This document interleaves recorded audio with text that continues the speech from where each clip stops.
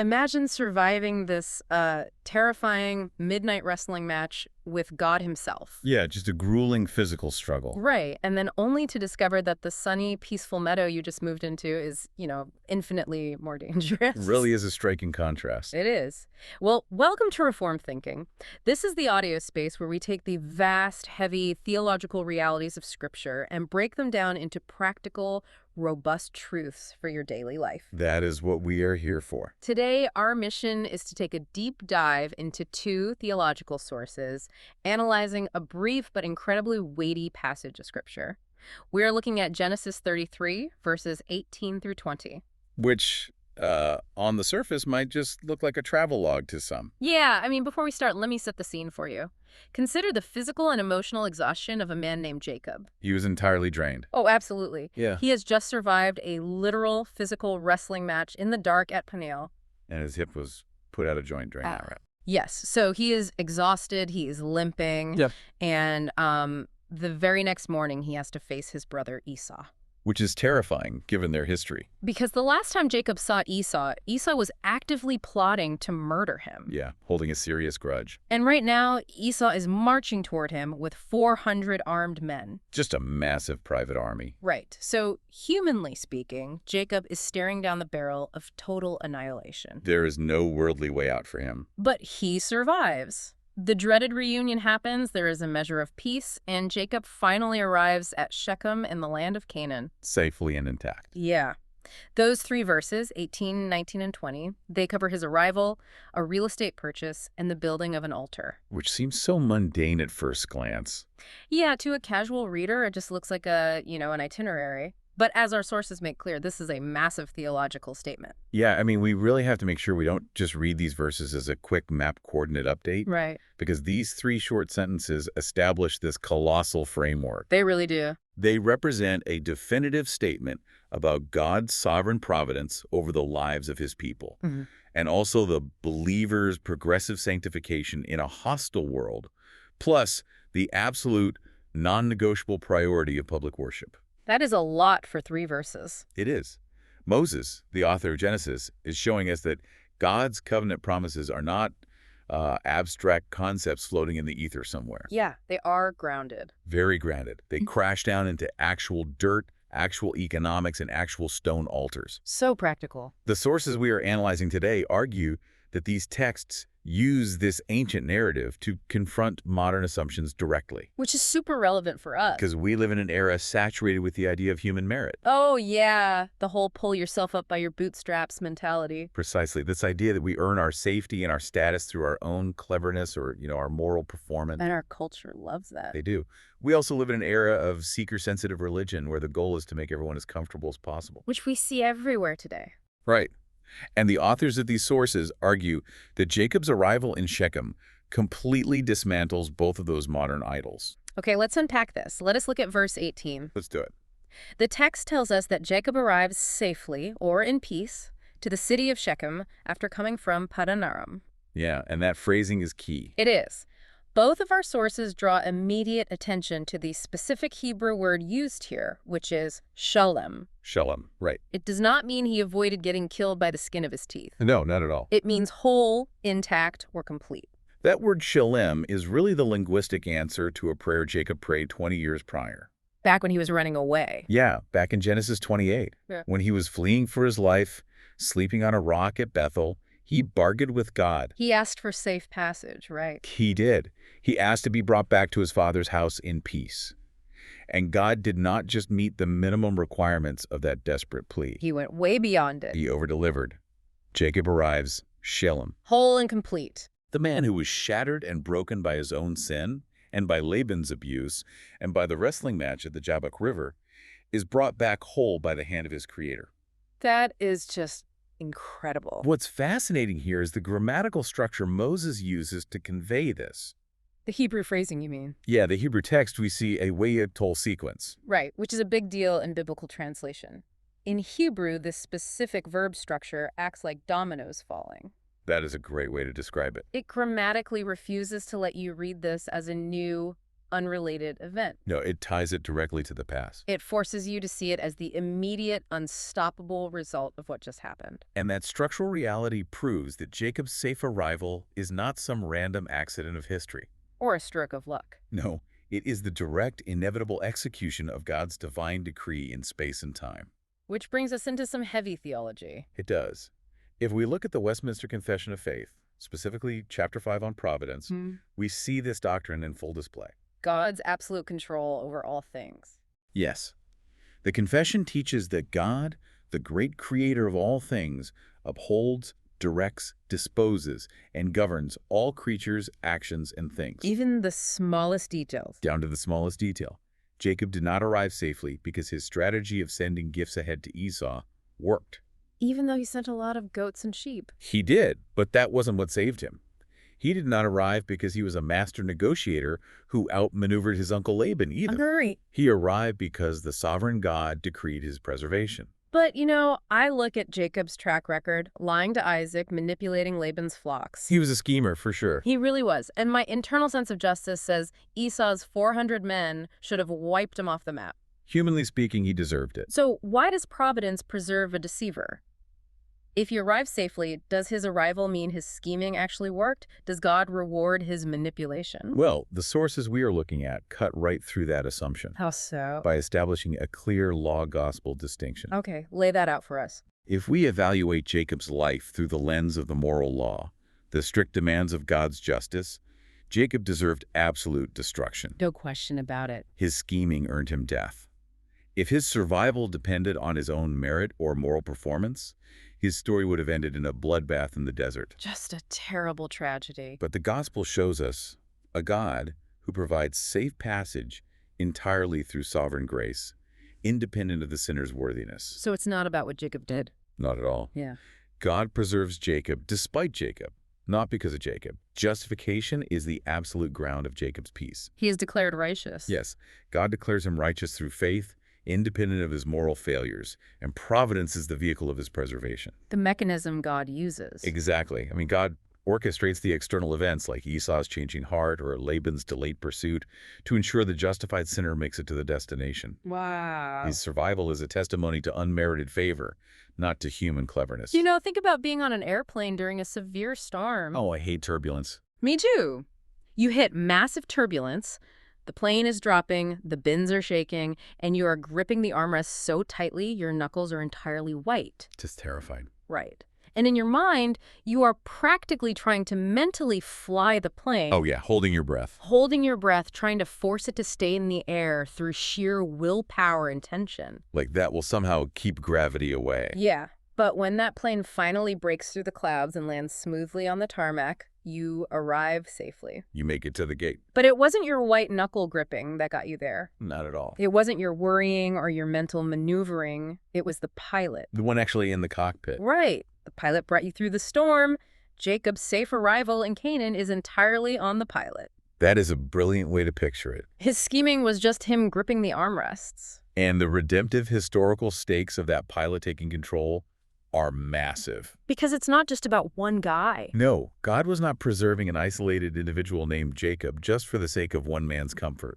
There is a bigger picture. He was preserving the lineage of the Messiah. The promise given to Eve in the garden, that her offspring would crush the head of the serpent, was currently residing in the loins of Jacob. If Jacob dies, the line is cut off. Right. To preserve Jacob was to preserve the specific historical avenue through which Jesus Christ would enter the world. So it's an incredibly heavy moment in history. So this safe arrival is an act of cosmic covenantal fidelity. It is God keeping his promise to redeem humanity by making sure the carrier of that seed does not die in the wilderness. But surviving isn't the same as inheriting. No, it's just the first step. Once you are preserved, what do you actually do with the promise? You have to act on it. That brings us to the real estate transaction. Once Jacob lands safely, he doesn't sit back, breathe a sigh of relief, and relax. He gets right to work. He takes immediate action. He makes a highly specific financial transaction in verse 19. He pitches his tent before the city of Shechem, and he buys a parcel of a field from the sons of Homer for 100 pieces of money. Which is a huge detail. Moses uses a deliberate contrast in the vocabulary of this verse to show us what is happening in Jacob's mind. The verbs are really interesting here. The text says Jacob pitched his tent. The Hebrew word there is weichan. Weichan. Yes, which clearly denotes a temporary camp. It is the posture of a wanderer. Someone just passing through.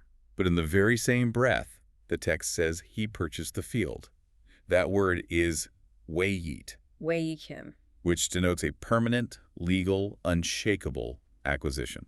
So he is living like a transient, but he is buying real estate like a permanent citizen. It is a deliberate paradox. He is a possessor, yet he remains a sojourner. Before we evaluate the theological implications of that tension, we should look at the money he used. Oh, the silver. Our sources highlight a phenomenal archaeological and linguistic detail here. This part blew my mind a little bit. It's fantastic. The text says he bought the land for 100 pieces of money, and the Hebrew word used is kasita. This is a rare archaic term. It refers to an unminted weight of silver used in the ancient Near East before standardized stamped coinage was ever invented. So we aren't talking about like Roman denarii here. No, nothing like that. It only appears 3 times in the entire Old Testament. I was looking at the notes on this kesita, this ancient silver. It seems like a tiny detail, but the sources use it as a massive weapon against modern critical scholarship. Oh, it acts as a sledgehammer against the documentary hypothesis. Which has been popular for a long time. The last couple of centuries, yeah. There has been a massive movement in secular and liberal theology, championed by figures like Julius Wellhausen, to late date the first 5 books of the Bible. They claim Moses didn't write them. Right. They argue that Moses did not write Genesis, but that it was cobbled together by various editors hundreds of years later, perhaps during the Babylonian exile or even later. Kind of an evolutionary view of the text. They operate on an evolutionary assumption that Israel's religion and texts developed very late in history. But the kesita creates a problem for them. A massive problem. Here is the issue for that theory. A post-exilic editor, writing centuries after the fact, would have used the currency terms of his own day. Like shekels. Or talents, or Persian darics. He would not know to use a dead, obsolete word for unminted silver chunks. He wouldn't have even known the word existed. Exactly.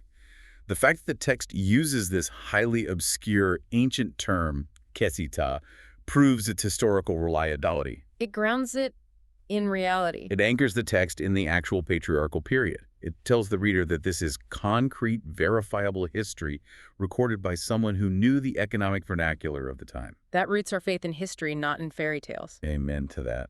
Now, looking at the theological side of this purchase, the sources mention an Israel church distinction here. A very standard Reformed observation. They point out how this real estate transaction connects to the literal land promises God made to the patriarchs. Yeah, God made very specific earthly, geographic promises to Abraham, Isaac, and Jacob concerning the physical territory of Canaan. Real borders, real dirt. Real dirt.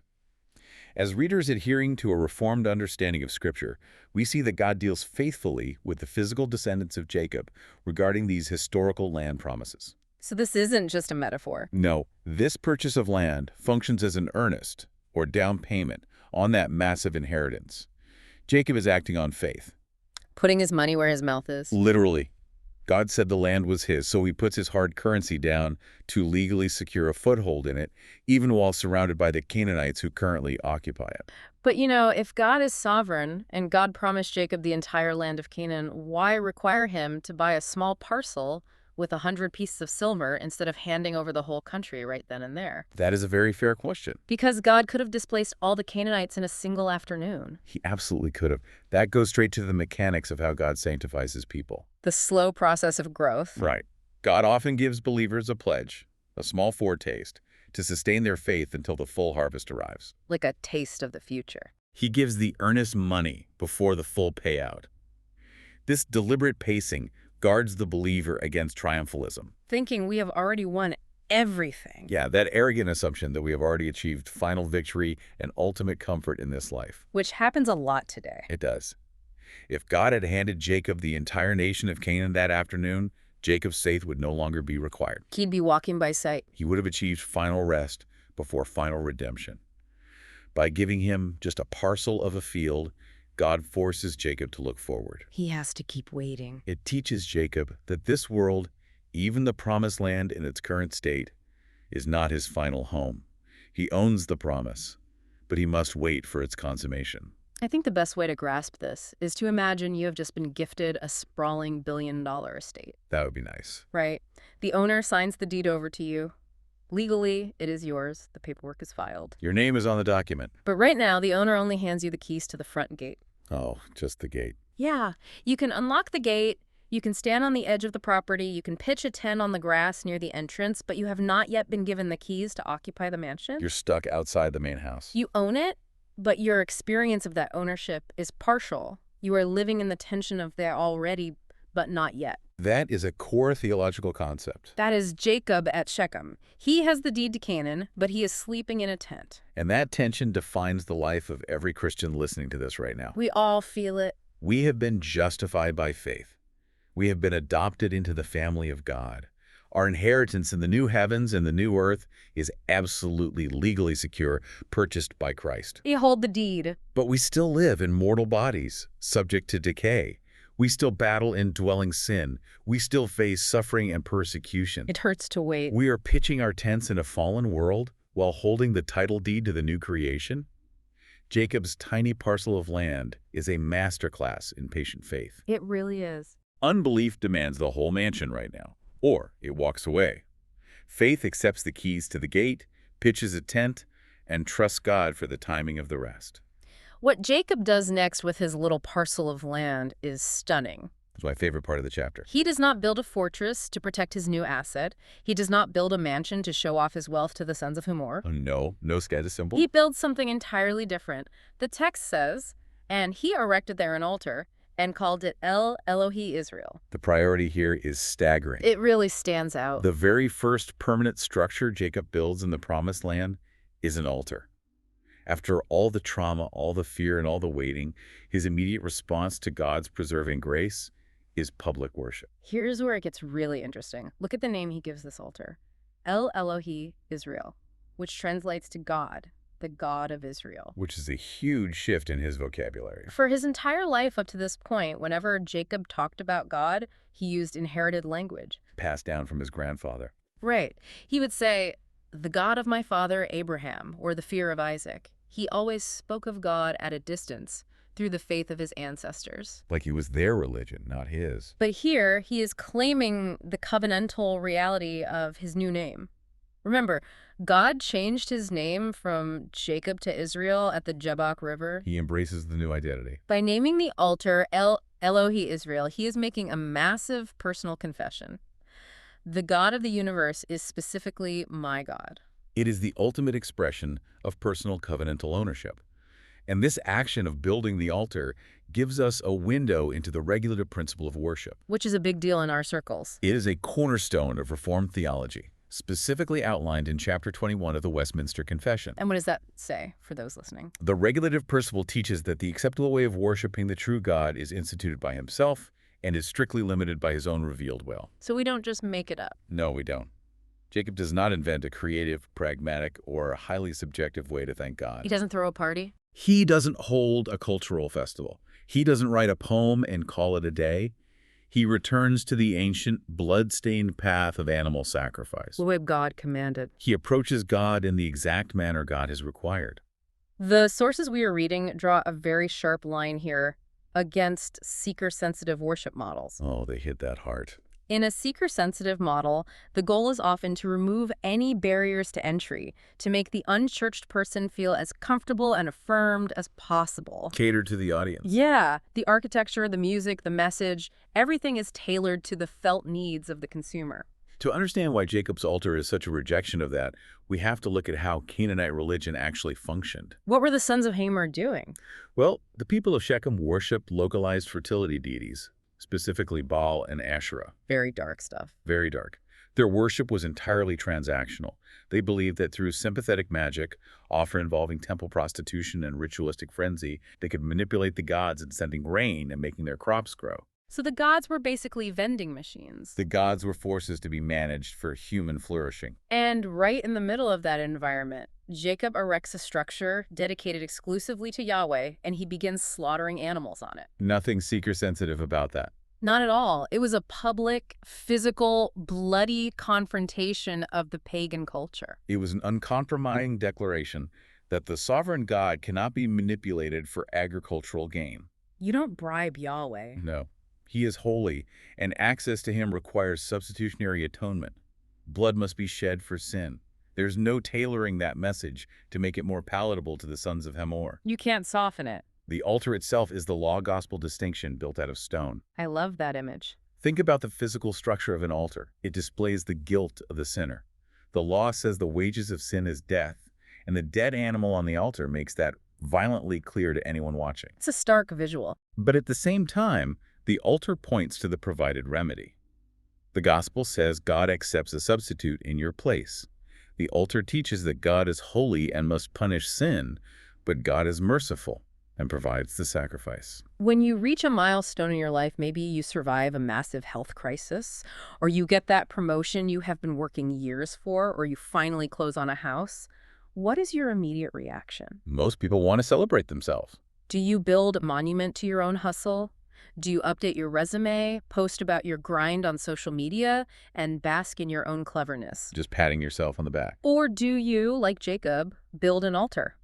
Do you publicly acknowledge that your success and your survival are the result of God's unmerited grace? The choice between the monument and the altar is the dividing line between secular pragmatism and biblical piety. We look at the end of chapter 33, and it looks like the perfect happy ending. It reads like a finale. Jacob has arrived safely. He has his legally purchased land. He has set up his altar for true worship.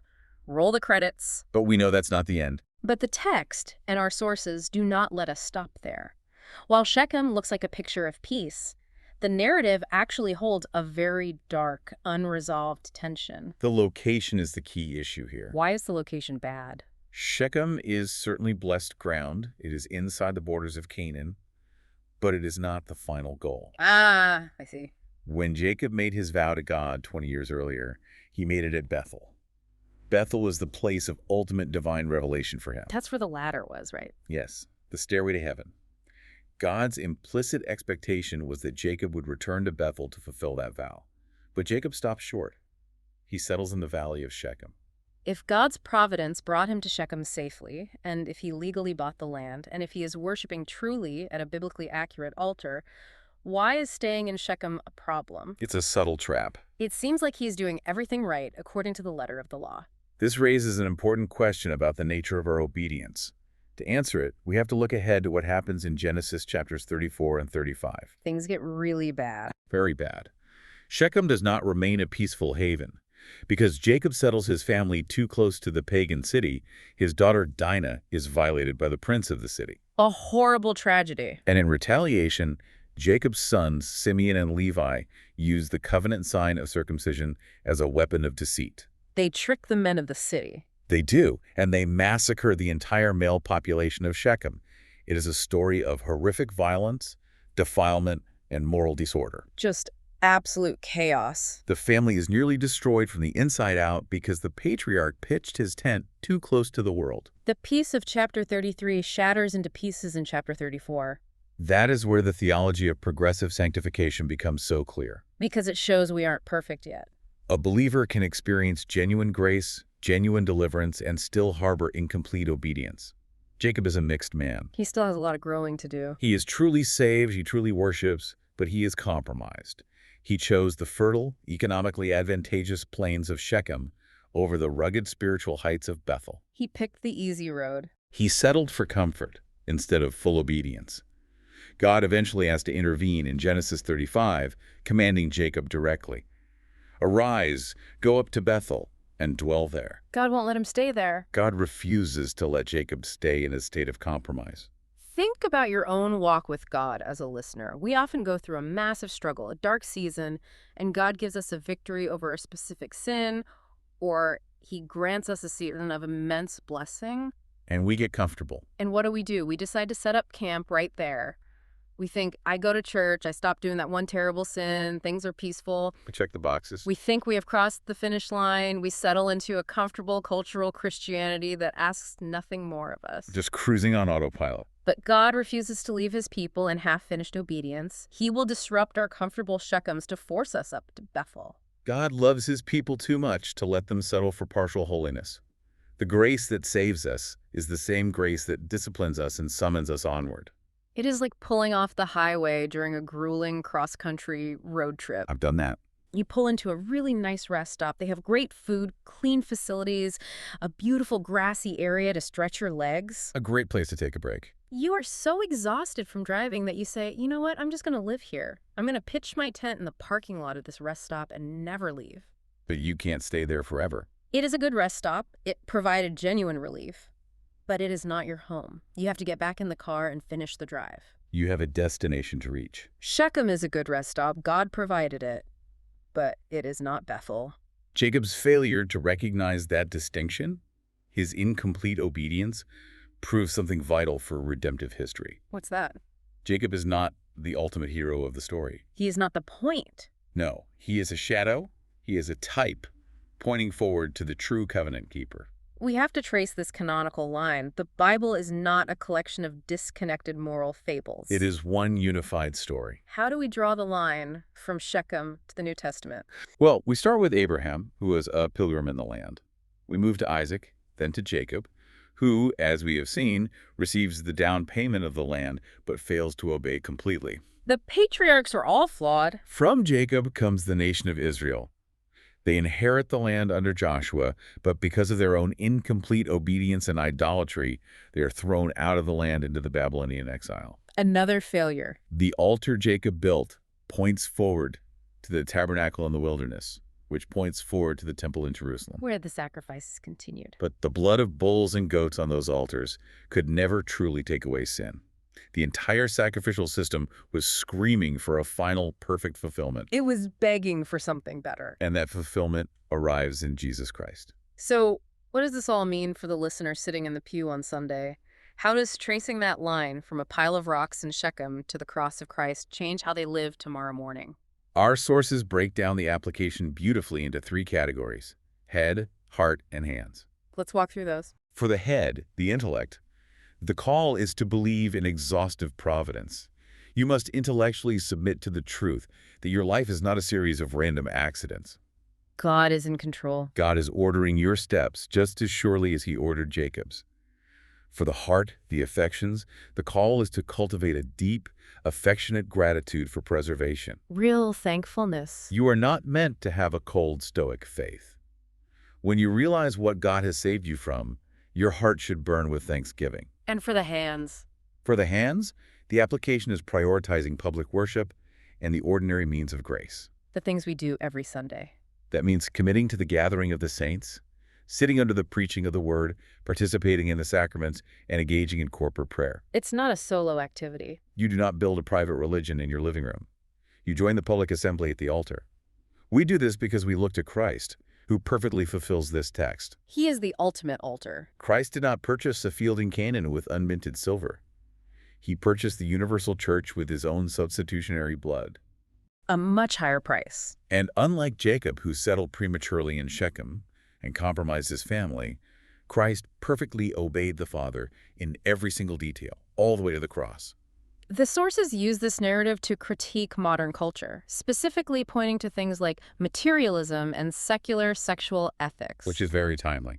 The authors argue that when believers pitch their tents too close to a culture that rejects their ethics, they invite disaster, like Lot moving his tent towards Sodom. Exactly. They point out that Jacob bought a tiny field and was satisfied, whereas modern materialism demands the biggest house and the newest car, often at the cost of ethical compromise. We always want more. The sources further argue that Jacob's proximity to Shechem led to the defilement of his daughter and a massacre, illustrating the danger of accommodating to a culture that openly rebels against biblical ethics. It's a severe warning. The believer cannot be comfortable in a culture that rejects their king. We are pilgrims. Pilgrims need nourishment for the trek. This is where the illustration of the Lord's Supper is so powerful. It ties right into this. Just as Jacob's altar was a physical, visible sign of God's covenant in the middle of a hostile pagan land, the communion table is the visible word for the pilgrim today. Something we can touch and taste. When you come to the table, you are receiving tangible, physical elements, bread and wine, that declare Christ's death until he comes. It grounds our faith. It is the down payment of the marriage supper of the Lamb. It nourishes you, strengthens your faith, and reminds you that you are just passing through this world. We have extracted massive theological weight from just 3 verses in Genesis. It's really dense material. We have seen God's sovereign, meticulous preservation of his people against all odds. We have seen the tangible down payment of faith, investing in God's promises, even when we only get a small parcel of the field. And the worship aspect. We have seen the absolute, non-negotiable priority of regulated public worship centered on substitutionary atonement. And the warning at the end. And we have heard the stark, terrifying warning against premature spiritual satisfaction, the danger of settling in Shechem when God is calling us to Bethel. If we connect this to the bigger picture, The grand narrative of redemptive history. we are forced to conclude that everything in Jacob's life, with all of its glaring flaws, deceit, triumphs, and altars, finds its perfect resolution only in union with Jesus Christ. Christ is our safe arrival. Amen. Christ is our purchased possession. Christ is our altar. As we close, I want to leave you, the listener, with a final thought, a new angle to consider as you go about your week. Something to ponder. We spend so much time in church analyzing how Jacob wrestled with God in the dark at Peniel. It's a famous story. We focus on the pain, the fear, the struggle in the midnight hours of our lives. But consider this. What's that? Managing the bright daylight of God's blessing at Shechem proved to be a far more dangerous spiritual test for Jacob and his family. That is a chilling thought. The comfort of the valley almost destroyed them where the terror of the river could not. For you, what is harder to handle right now? The desperate wrestling in the dark, or the comfortable blessing in the daylight? That is a heavy question to walk away with. Thank you for joining us on this deep dive on Reformed thinking.